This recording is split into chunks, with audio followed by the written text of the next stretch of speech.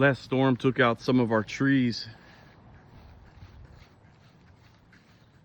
Thankfully, we planted this new persimmon tree last year, but as you can see, it needs some TLC. Let's get to it. The grass and weeds are taking over the tree inside this fence and stealing its much needed nutrients and water. So we're going to take down this old fence and mow the grass down and put up a new fence. This old fence was just a plastic mesh and the deer were just smashing the top of it to reach over and eat the tree.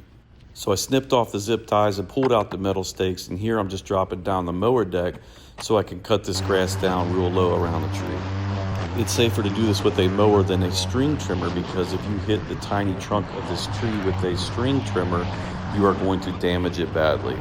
Using the mower, I can put the deck right up close to the tree trunk and I don't have to worry about damaging it. What I couldn't get with the mower, I just cut down with some manual shears, anything to avoid hitting it with the string trimmer.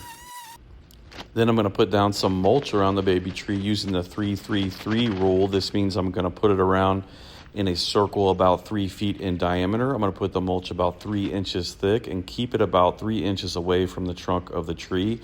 You also want to think donut here, not volcano. The ground was hard as a rock in places, so I just poured some water where my stakes are going to go to soften it up a little bit, and then hammered in the stakes. Using a little bit of water where your stakes are going to go will save you some time and energy. So I'm going to put up a new metal wire fence that is 4 feet tall. I'm going to start by zip tying it to one pole so it will hold it in place. Then I will snip off the ends of the zip ties to get them out of the way to finish the fencing job. Then I'll wrap the fence around the rest of the stakes, zip tying it to each one, giving the tree room to grow but keeping the deer out.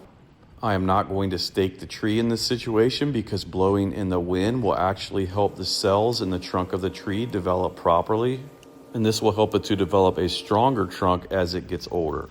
I'm giving it a much needed drink of water. Here's the before and here's the after.